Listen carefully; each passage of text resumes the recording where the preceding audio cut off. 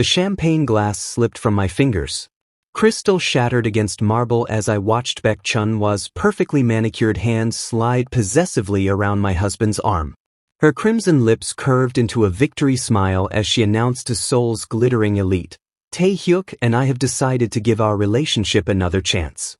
My husband, Kang Si-wol, the man whose bite marks still burned beneath my collar, didn't even glance my way. His handsome face remained carved from ice as cameras flashed, capturing what would be tomorrow's headline.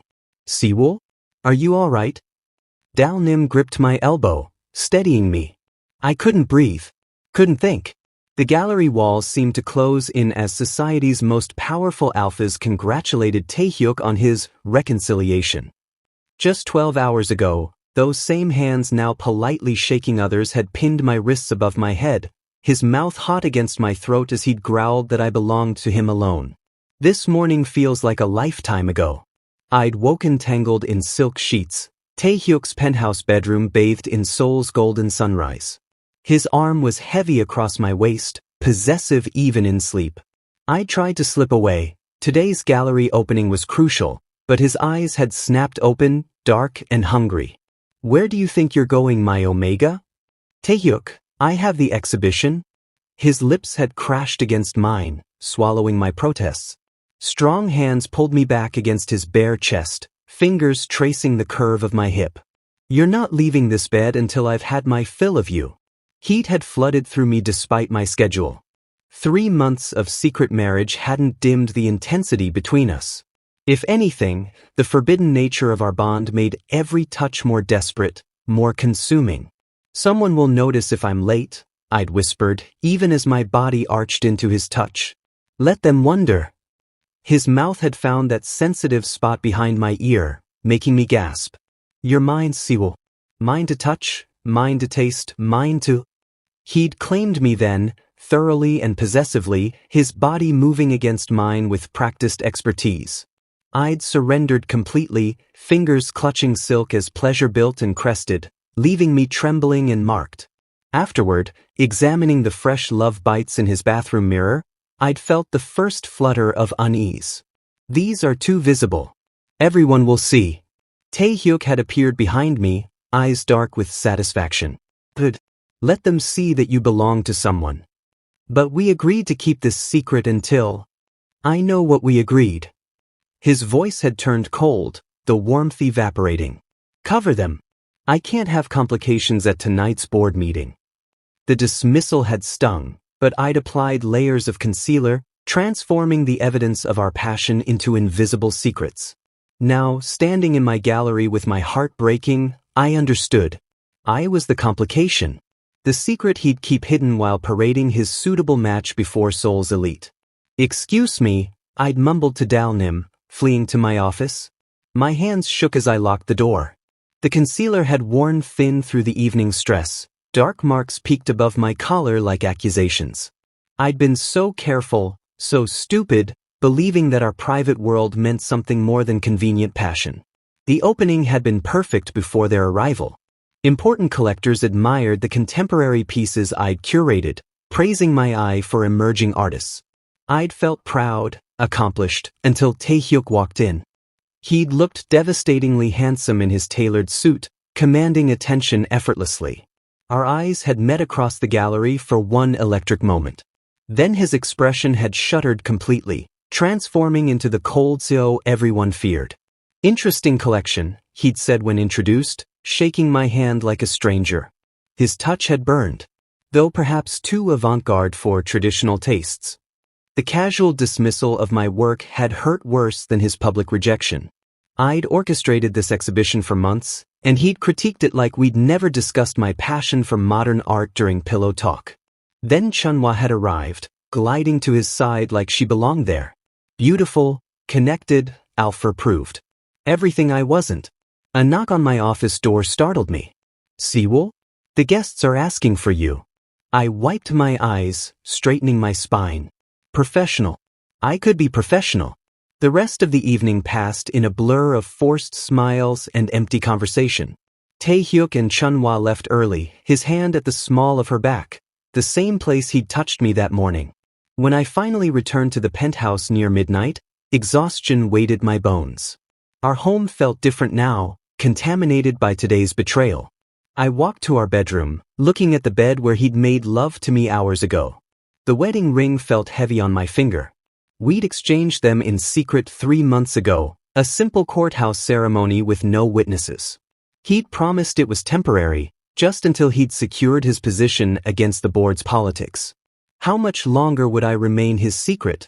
I slipped the ring off, setting it carefully on the nightstand. The pale band of skin beneath seemed to glow in the lamplight, proof of what I'd been hiding. When Tae-hyuk arrived an hour later, I was sitting in the living room, still dressed. Si-wol. His voice was rough. Let me explain.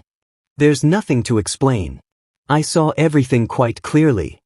He moved toward me, but I stood, maintaining distance.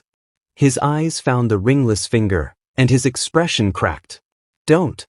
The single word held desperate command. Don't do this. You already did. The orchids arrived first, a grotesque arrangement of rare white blooms that cost more than my monthly salary. Then came the vintage wine, the designer watch, the invitation to a private art auction in Gangnam. All from Jean Myung-suk. He's persistent, I'll give him that, Dal-nim muttered, eyeing the latest delivery with suspicion. That's the 5th gift this week. I pressed my fingers to my temples, fighting a headache. 2 weeks had passed since I'd removed my wedding ring. Tae-hyuk had taken it from the nightstand the next morning without a word, and we'd fallen into an excruciating routine, sharing a bed in cold silence, our bodies carefully not touching, the passion between us frozen. Then Jean Myung-suk had walked into my gallery. He was handsome in a dangerous way, sharp features, calculating eyes, an alpha's overwhelming presence that made my Omega instincts recoil. He'd spent an hour examining every piece, asking intelligent questions, and his interest had felt predatory even then. Mr. Kang. His deep voice made me turn. Myung-suk stood in the gallery entrance, immaculate in a charcoal suit. I hope you received my gifts. They're too generous, Mr. Jean. I can't possibly accept. Nonsense.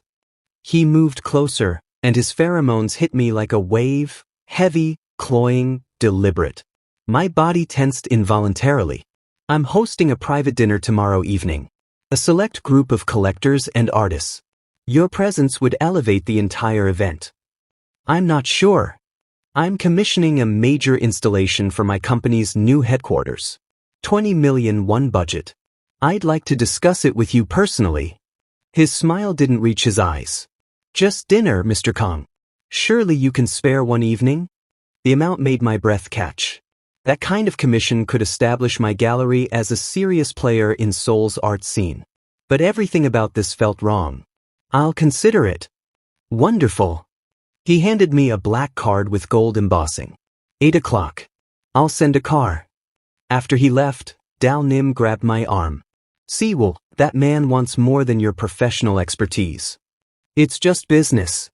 Your neck is covered in someone else's marks every morning, and you think he cares about business? I flushed, instinctively touching my collar. Tae-hyuk had started marking me again, not with tenderness, but with angry possession. Last night, he'd cornered me in our closet, his mouth brutal against my throat as his hands had worked my body with practiced cruelty. Thinking of leaving me? He'd growled, fingers sliding beneath my clothes. Is that what this is about? You left me first, I'd gasped, even as pleasure sparked through my resistance. He'd taken me right there against the wall, fully clothed, desperate and furious. Our coupling had been violent and satisfying, leaving us both trembling. But afterward, the coldness returned like winter frost. The restaurant Myung-suk chose was exclusive, private rooms, Michelin stars, the kind of place where Seoul's elite conducted their secret business. I dressed carefully, professional but not inviting, my collar high to hide Tae-hyuk's latest marks. You look exquisite, Myung-suk said, pouring expensive wine. That Omega glow is quite captivating. I shifted uncomfortably. About the commission. Later. First, let's enjoy the meal. His eyes traveled over me possessively. Tell me, may I call you Si-wol? Why does someone of your talent work in such a small gallery? The conversation felt like a chess game where I didn't know the rules. Between courses, he moved closer, his knee brushing mine under the table. His pheromones intensified, making my head swim. "You deserve better," he murmured. "Someone who appreciates you properly. Who isn't ashamed to be seen with you." My heart stopped. "I don't know what you mean." "Don't you?" His hand covered mine. "I've done my research, Si-wol. You're unbonded, unattached, yet you smell like sex and secrets. Someone's keeping you hidden, and that's a crime." I tried to pull away, but his grip tightened. "Mr. Jean, let me show you what it's like to be worshipped publicly." He leaned closer, his intentions unmistakable. "I could give you everything. Gallery exhibitions, social status, my mark for the world to see." The door slammed open. Tae-hyuk stood there, fury radiating from every line of his body. His alpha presence flooded the room, so overwhelming that even Myung-suk flinched. "Get your hands off him." Myung-suk's expression shifted to cruel amusement. "Yoon Tae-hyuk, I wondered when you'd appear.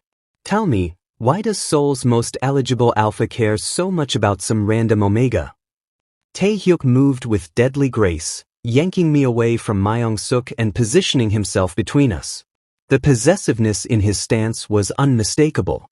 "Si-wol, we're leaving. You can't just..." "Now." Myung-suk laughed. "So it's true. The cold Seo has a secret plaything. Does your board know you're slumming with?" Tae-hyuk's fist connected with Myung-suk's jaw before I could blink.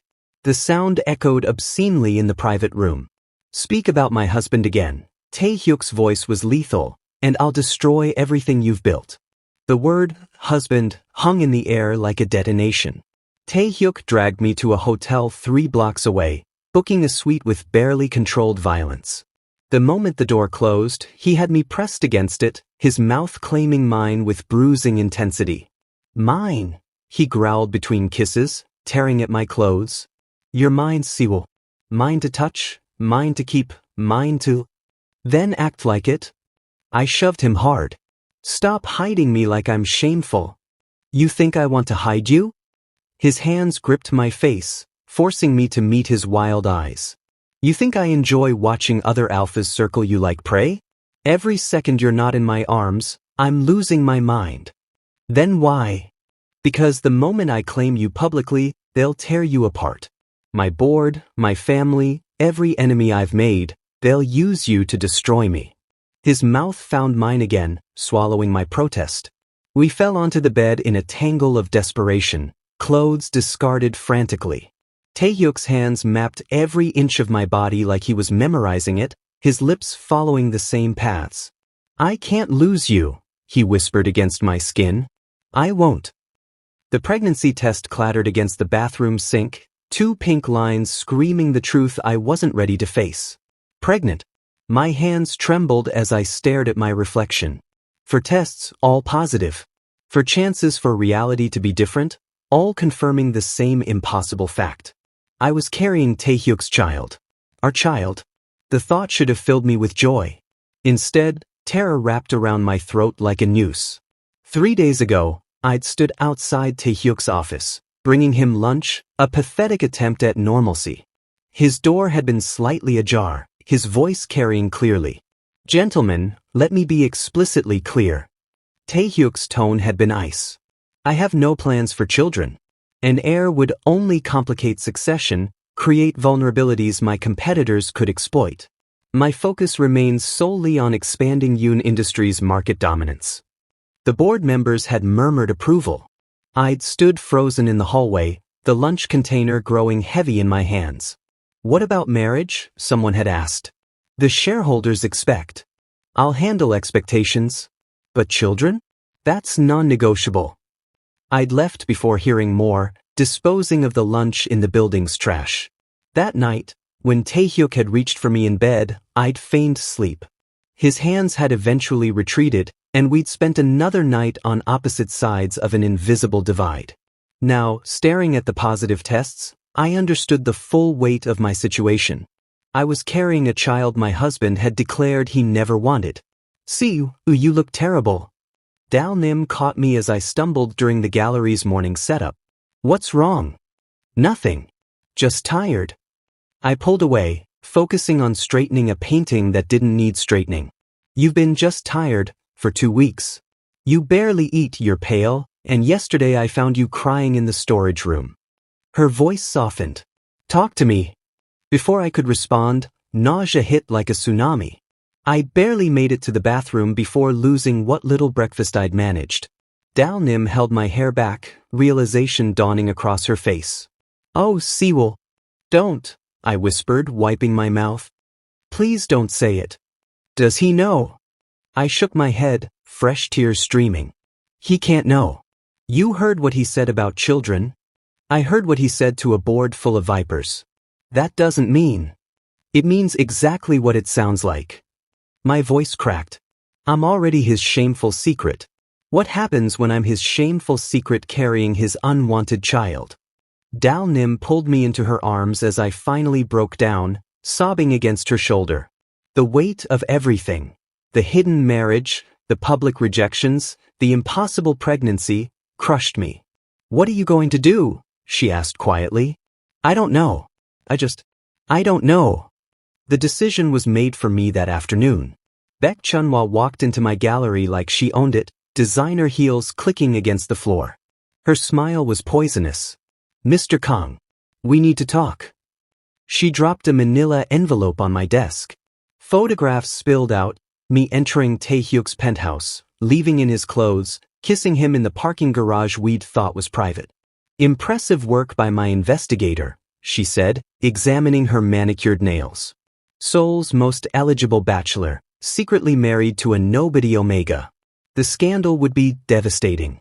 My blood turned to ice. What do you want? You gone. Her eyes were merciless. Disappear from Seoul, from Tae-hyuk's life, from this entire world. Do that, and these photos never see daylight. And if I refuse? Then I release them everywhere. The business partners who'll pull their contracts when they learn he's been lying. The board members who'll vote him out for moral turpitude. The media who'll destroy both your reputations. She leaned closer. But mostly I'll ruin you. Every gallery in Korea will blacklist you. Your career, your credibility, your entire life, obliterated. Tae-hyuk won't let you. Tae-hyuk will choose his company over you. He always does. Her smile widened. You already know that, don't you? That's why you're his dirty little secret instead of his publicly acknowledged husband. She left the photos scattered on my desk like evidence of my own stupidity. That night I told Dalnim everything. The secret marriage, the pregnancy, Chunhwa's threats. You can't just leave, Dalnim insisted. He deserves to know about the baby. He doesn't want children. He said so himself. He also said you're his husband. That he'd destroy anyone who touched you. She gripped my shoulders. Maybe he's protecting you the only way he knows how. Or maybe I'm finally seeing the truth. I touched my still flat stomach. This baby deserves more than a father who sees them as a complication. More than a life hidden in shadows. Si-wol, help me or don't. But I'm leaving.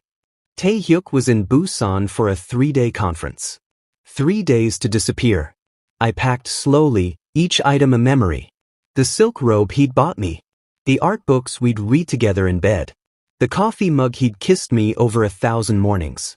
My hand rested on my stomach. I'm sorry, I whispered to the tiny life inside me.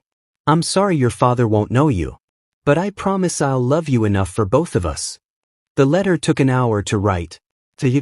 I'm setting you free to live the life you need. No more complications, no more secrets to keep. Thank you for the beautiful memories, even if they weren't enough. Don't look for me. Si-wol. I left my wedding ring on top of the letter. Dalnim drove me to the ferry terminal before dawn. Jeju Island, I said, boarding with a single suitcase. Far enough to start over. As Seoul's skyline disappeared behind me, I touched my stomach again. Just us now, I whispered. Just us. The morning sun rose over the ocean, painting everything gold. Somewhere behind me, Tae-hyuk would wake to an empty bed and a goodbye letter. But ahead of me was Jeju. And freedom. And a chance to build a life where my child wouldn't be anyone's secret. I closed my eyes against the tears, feeling the ferry carry me toward an uncertain future. The cottage door splintered open. I dropped the paintbrush I'd been holding, my 6-month pregnant belly bumping the easel as I spun around. My heart stopped. Tae-hyuk stood in the doorway, chest heaving like he'd run the entire length of Jeju Island. His eyes, wild, desperate, furious, locked onto mine, then dropped to my swollen stomach. The world seemed to stop rotating. Si-wol. My name came out broken, barely a whisper. He took one step forward, then another, moving like a man in a dream. Or a nightmare. How did you? My voice failed as his knees hit the floor in front of me. His hands trembled as they reached toward my belly, stopping just short of touching. May I? I couldn't speak, couldn't breathe. I nodded.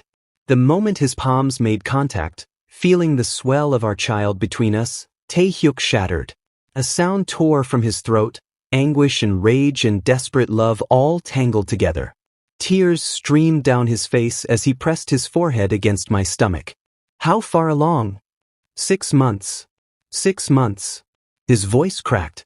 You've been carrying my child for 6 months, and I didn't know. I didn't.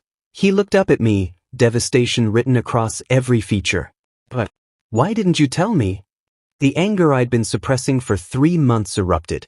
Because you made it perfectly clear children were non-negotiable complications. He flinched like I'd struck him. You heard that conversation. Every word.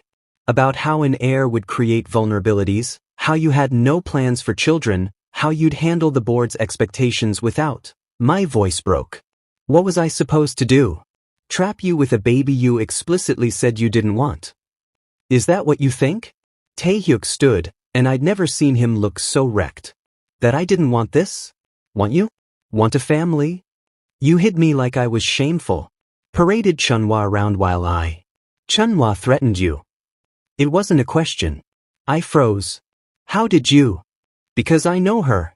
Because 3 weeks after you disappeared, I received an anonymous package containing photos of us together and a note saying she'd kept you safe by making you leave. His hands clenched into fists. It took me 2 weeks to break her, to get her to confess what she'd done. What she'd threatened you with. Tae-hyuk. My father's will. He cut me off, voice raw. Did you know about the clause? To maintain control of Yoon Industries, I had to marry someone the board approved within 2 years of his death, or everything would go to my uncle. A man who'd run the company into the ground within months. I shook my head, sinking onto the couch. The baby kicked and I pressed a hand to the movement. I couldn't tell you. The will was sealed, the lawyers bound by confidentiality agreements. If anyone discovered I'd married you, an unsuitable Omega with no family connections, the board could invoke the clause immediately. He sat beside me, careful not to touch. So I hid you. Kept you secret while I worked to change the company bylaws, to restructure everything so the board couldn't touch us. The conversation I overheard was me lying to vipers who would have used any weakness against me, including our child. His voice dropped. Do you know what they'd do if they discovered you were pregnant? They'd claim I'd been compromised, that I was unfit to lead. They'd invoke morality clauses, drag you through the media, paint you as a seducer who trapped me. His eyes met mine, haunted. I was protecting you the only way I knew how. By pushing me away? By keeping you safe until I could claim you properly. Without consequences. Without them being able to hurt you. He pulled out his phone, showing me news articles. 3 weeks ago, I went nuclear. Restructured the entire company, bought out hostile board members, invoked emergency bylaws. I risked everything. The headline screamed, Yoon Seo restructures empire and business titan announces secret marriage. My hands shook as I scrolled through articles showing Tae-hyuk at press conferences, declaring his marriage to the love of his life, and demanding privacy while he searched for his missing spouse. You could have lost everything, I whispered. I did lose everything. You were gone. His voice broke. The company means nothing without you. The empire, the power, the money, it's all worthless if I can't share it with you. The baby is the greatest gift you could have given me. Even if you'd never told me, even if I'd never found you, you carrying my child is... He couldn't finish, emotion choking him. Fresh tears streamed down my face. I thought you didn't want us. I want you so desperately it terrifies me. Both of you. His hand finally touched my belly again, reverent. I've spent 3 months going insane, searching every corner of Korea. Dalnim finally broke last week. She said you were suffering, that you needed me, that our child deserved to know their father. She betrayed my confidence. She saved our family. The baby kicked against his palm, and Tae-hyuk's expression transformed into wonder. They're strong. Twins, I whispered. We're having twins. The sound he made was inhuman. Then his lips were on mine, desperate and pleading and full of 3 months of separation. I kissed him back just as frantically, tasting salt from both our tears.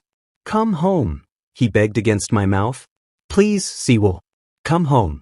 Let me do this right. Let me show Seoul that you're mine, that our children are precious, that I'm not ashamed, I'm proud. Tae-hyuk. Marry me again.